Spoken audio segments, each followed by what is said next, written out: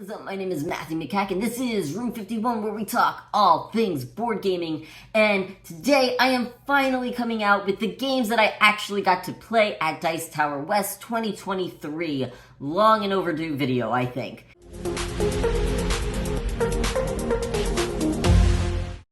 Now, I counted it up, and it seems that I have played 10 games over the span of the entire convention, which is actually kind of a lot for me, if I'm going to be real, at conventions nowadays. But I hope that I'm not forgetting anything. I don't think that I am, although I might be. So if you were there and you played a game with me and I didn't remember, please put it in the comments and I will apologize profusely, and then also say what I thought about the game. But anyway, so let's just check. So some of the games I've actually already played before. Most of these games I've never played before. The first game I got to play at Dice Tower West was Project Elite. And I got to play that with Roy Cannaday and his fiance, and then another convention goer. That was so much freaking fun. First of all, it was a lot of fun playing with Roy and his fiance. They were great, awesome people.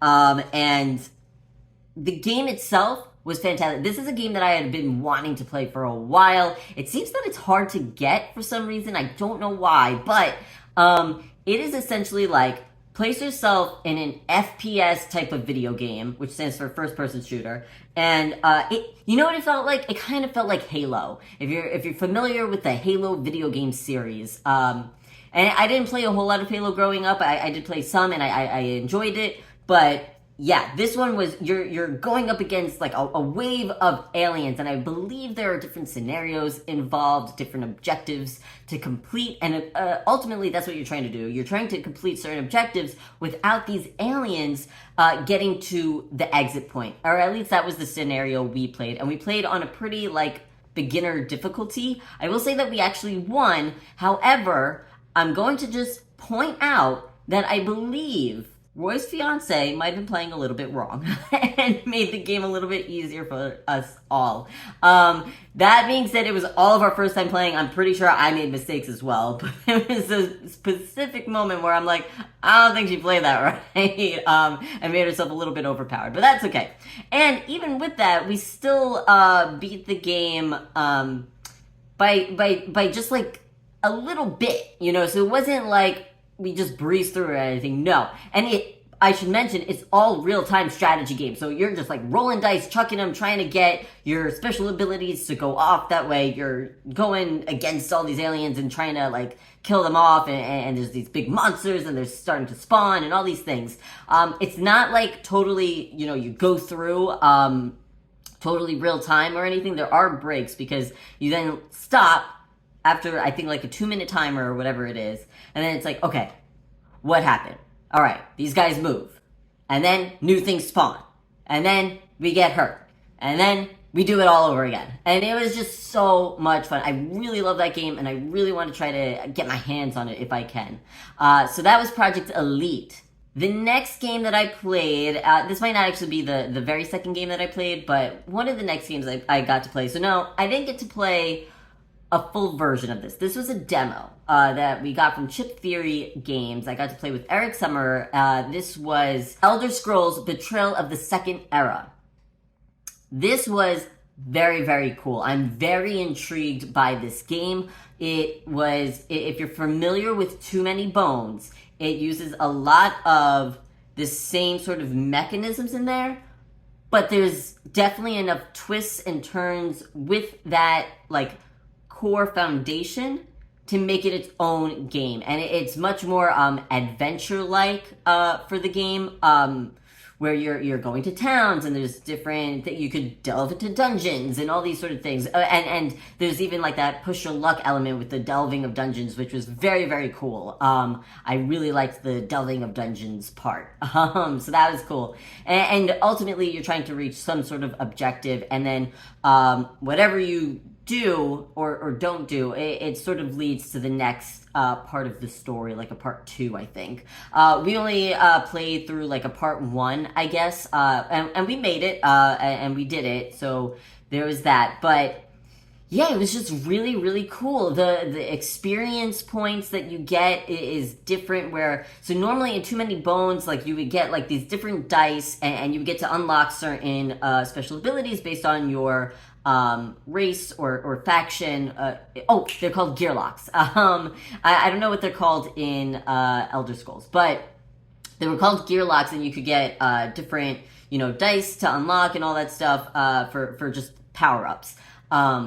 This one was different in that, like, you had competing experiences. So if I wanted to, like, move up and like, be really good at attack, but I also want to be really good at defense, and I've placed both those kind of dice on the same row, they're now, like, if they touch, I can't put any more, so I might have to, like, decrease one to increase the other. So you have to, like, decide what do I want? Like, what do I want less of and more of, and what could be balanced and all that sort of jazz. And you get to be part of a guild, which is really cool, and that also changes the story up. So I didn't get, like I said, like the full experience of the game, but the demo was very cool, and I wound up actually backing it on Kickstarter because I was just that excited about it. I love Too Many Bones, and this seems like it's right up my alley. So Elder Scrolls Betrayal of the Second Era. Another game I got to play at Dice Tower West 2023 was Strike. I had never played this game before. So Strike was part of the TLN, which stands for Tabletop Live Network tournament. So there was a meet and greet, which was a lot of fun. Me and my brother, Room 51, is part of TLN, which is a streaming like marathon group of people. We once a month do like a whole big marathon, and we just stream board games all day long for actually over the span of 2 days for a weekend once a month. So anyway, so we all got to meet and greet, and we did a tournament of Strike, which is a total like push your luck game. You're just dice chucking into this arena, which looks like kind of like a coliseum or whatever, and these dice are your gladiators, and you are just trying to knock other people out by getting like the same kinds. So if you get like a pair of twos, let's say, you get to take those dice back and add it to your army of gladiators. But if you roll like an X on the dice, it's eliminated, and you could try to keep going, and you could like smack into other dice and all this stuff. It's wackiness. It is just pure fun. It is not this game of extreme depth and strategy or anything like that. It is purely fun, push your luck, throwing dice. And it's great for like that party type of feel. And by the way, I lost pretty much every single time. I think I was the first one to be knocked out. I played it about 3 different times. I was just like, again! Even though I lost the tournament and everything, but I was playing with other folks. So that was a lot of fun, and I got to meet awesome people by playing Strike. So that was a great game. Another game that I got to play was Let's Go to Japan, and I got to play that with Rado from, Richard Hand from Rado's Run-Throughs, and with my wife, which was awesome. And we got to purchase some earrings for my wife from their booth there that they had. So Rado's wife makes these things out of, I don't even know, like glass or I don't know what she does. But she was so awesome. She was so nice and just easy to talk to, which was great. And her art was beautiful, and you're probably seeing it on screen right now, like a little bit of the booth and everything. And I'm pretty sure you could buy her stuff on Etsy, so definitely do that. She makes really cool stuff. Anyway, we played Let's Go to Japan. That was fantastic. I wound up backing that game on Kickstarter as well. That one is, you are planning the best vacation when you're going to Japan. When you're going to Japan, and you're visiting 2 cities, Tokyo and Kyoto. And you're just trying to get the best out of each of your days. And sometimes you need rest during one of you're going on a week-long vacation, and you're trying to set it up, you're planning your itinerary, and then ultimately at the end of the game, which is the final round, scoring works that, like, okay, you're now going on this vacation. And what's part of the fun is actually describing what happens during each of the days. It's like, okay, Monday, I went for a stroll, I took a break, and then I went to this museum, and they had this stuff, and whatever. And anyway, I get 20 points, whatever it is. So it was just so charming of a game. The artwork was beautiful. They actually have pronunciation for, like on the cards for how to say certain words, that are like in Japanese and things like that I wouldn't know how to pronounce. So that is really, really cool. And the designer did a lot of research and put a lot of research into this game, lived in Japan for a bit, and came up with, wait, did they live in Japan or they visited Japan? I'm pretty sure they were supposed to go on vacation to Japan, didn't get to it, and it inspired this game. But I think that they did wind up going to Japan. In any case, lots of research went into, making sure that everything that you find in the game is actually able to be found in Kyoto, in Tokyo. So that is really cool. And the game itself is just really brilliant. And it's super easy to pick up, and everything makes sense. It's cool. And it's snappy, too. I love that a game that's just snappy. Your turns are snappy, So Let's Go to Japan was a fantastic game. There was very little games that I played that were less than fantastic, I think. That being said, we're going to move on to another game that I played called Bonsai. Now, I got to play Bonsai with some Thinker Themer fam and Ruel Gaviola and my wife. So Bonsai... No, wait, was my wife there? I don't remember. Bonsai was very, very cool. Because you're building out your bonsai tree, you're trying to get some, like, set collection stuff going on, and you could get different tools and things. It wasn't anything... Now, it looked very pretty, but there was an issue with some of the cards. Some of the artwork on the cards were not very respectful towards Asian folks. So, it just, like, it had this very stereotypical look to the cards, and that was really unfortunate. It really did, because everything else was so beautiful, and then they just, like, added these, like, Asian characters that were just, not very representative of what an Asian person actually looks like, and then also, it was very much stereotypical. Using stereotypes in games. So I kind of wish that they had some sort of like consultant, an Asian consultant maybe, if they really didn't even need to put a person there, but I mean, if you're going to do it, like, do it right. But anyway, so that was a knock for the game for sure. Overall, the experience of actually playing through the game was fun, but it didn't feel like a game that I would just, like, pick up off the shelf. Like, if I bought it, if it was on my shelf, I can't see me saying, like, yes, I really want to play Bonsai. It was okay. I had fun with it. I didn't feel the need to play it again. So that was Bonsai. Fleet the Dice Game was another game I got to play with the Thinker Themer family.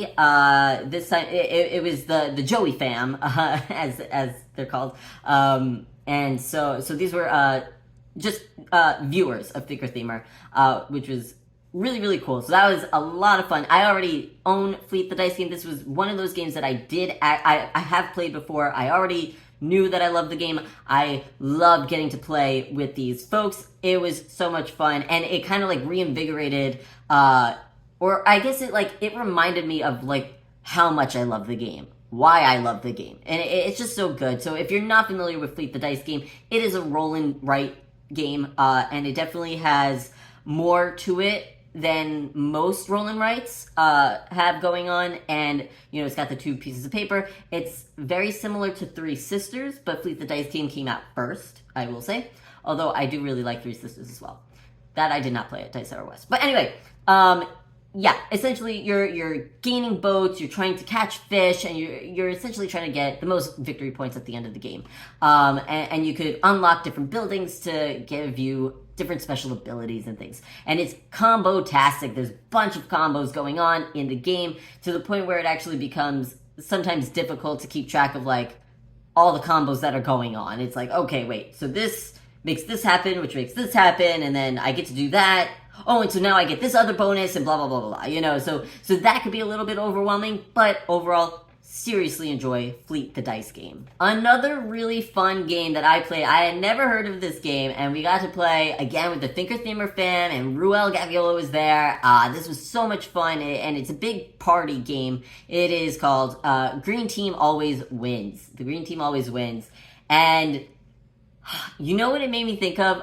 So I used to instruct a class for first-year students in college, and it was essentially, it was a first-year seminar class to help them transition from high school to college. And all I could think about was, this game would be fantastic in that setting to like have people get to know one another, because that's another big thing. Like people don't, the students don't quite know each other just yet, and you want to like sort of like break the ice. There's like icebreaker games and all that stuff. I used to use board games all of the time in my class.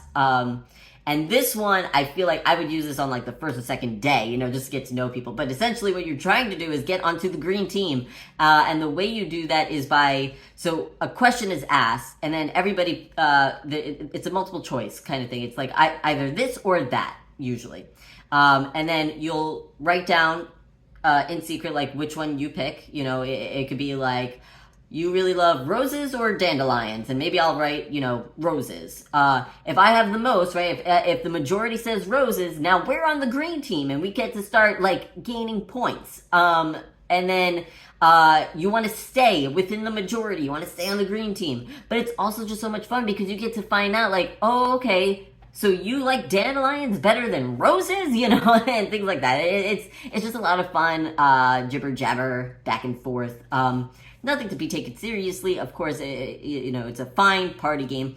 I would say it's not a game that I personally would go out to own unless I was actually still instructing this class, but I no longer do that. But I think it would be great for that. So if you're a teacher or something, and you're somebody like an orientation leader or whatever, you need icebreaker kind of games, Green Team Always Wins is a fantastic one, I think. And it's also really good for introverts as well. You kind of just like, you're just writing it, and boom, and then everybody can be like, what, and so that could be a lot of fun. So I would happily play it again. I don't personally feel the need to own the game. Next up is a game that I got to play with Board Gaming Mama, oh my gosh, Drew from Boredom, and Josh from Meeple House Games. I don't know why it took me a moment to like remember all of their like names. So Josh was the one who actually got to teach the other three of us, so me, Heather, and Drew, how to play My Shelfie. My Shelfie was a game that I thought I would be okay on, right? Like, it's very much about, it's these little tokens. You're trying to make your shelf, right, where, there's books, there's board games, there's cats. I don't know. It's that collection, but you're trying to get different configurations based on public objectives, but then also there's an objective that happens during every game where you're trying to get like a certain amount of like blue tokens or whatever kind of token, whatever.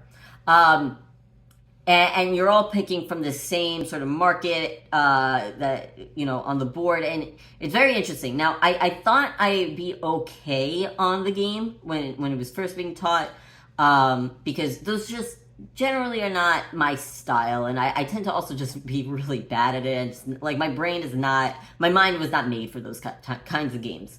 I actually wound up winning, but even before I knew I was winning, I loved it. The game really surprised me. So there was something about, because you have your shelf and you're actually like placing the tile into the shelf and it drops down. Something about that just made me so giddy. I mean, like, I felt like a kid again, like playing like Connect 4. I used to love Connect 4. But something about it, like I was getting it and it was working for me, but also I was just having so much fun, that tactile portion of it. And then just being the way you can like pick a tile, because it has to be completely open. It can't be like enclosed in the middle or something like that. And so you're pulling the tile that you want, and you're trying to get different configurations and all that. And anyway, it was just a lot of fun. I really enjoyed that game. So that was my Shelfie. All right, 2 more games to get through. So another game that I got to play this a couple of times at the convention just because I really enjoyed it. I loved this one. This one was probably, this one and Project Elite was my favorite 2 games that I think I played at the convention, along with Let's Go to Japan. But if I'm going with absolute favorite 2, this one and Project Elite. But it is Star Wars, the deck building game. That was a lot of fun.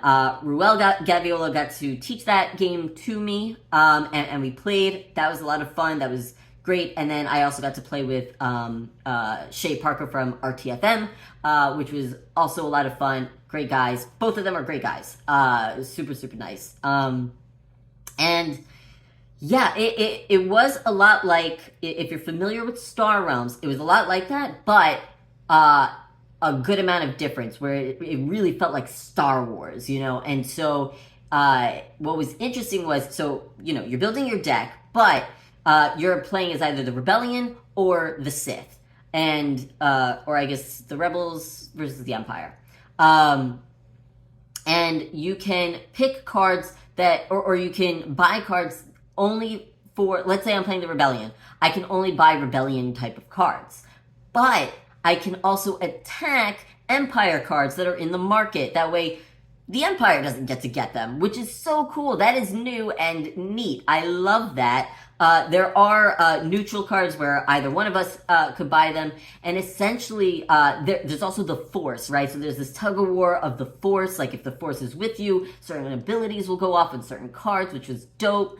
And you're not trying to just like knock down the player's HP or hit points or anything. You have different like bases or base ships or whatever they are. I don't quite remember. But they have certain hit points, but they also give you a special ability.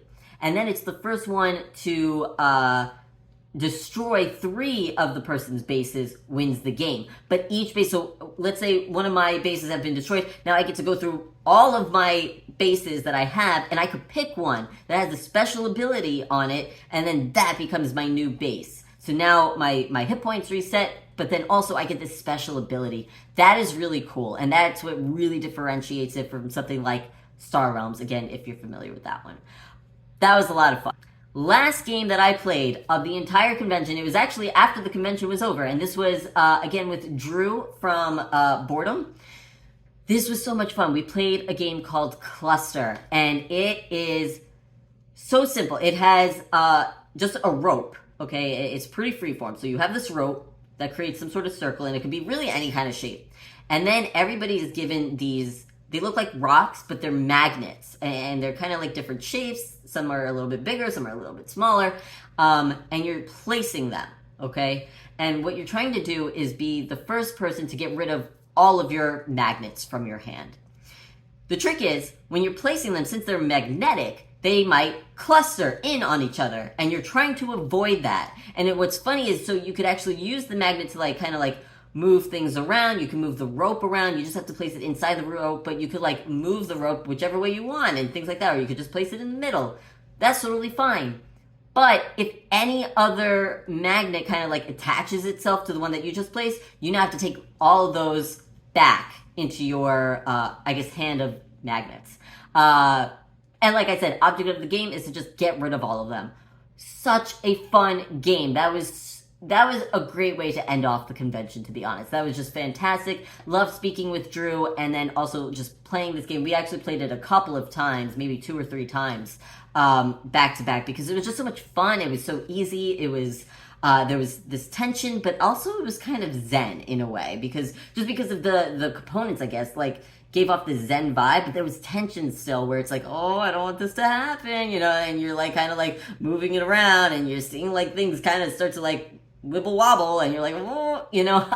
So that was a lot of fun. That game, I would say, personally for me, I don't need to own it. I would be more than happy to play it. I kind of feel like my sister would love to own that game. I almost want to get it for my sister. So that would be cool. But anyway, those are the 10 games that I got to play at Dice Tower West 2023. If you got to play any games there, please let me know. If you played any of the games that I've mentioned, let me know what you think of the games.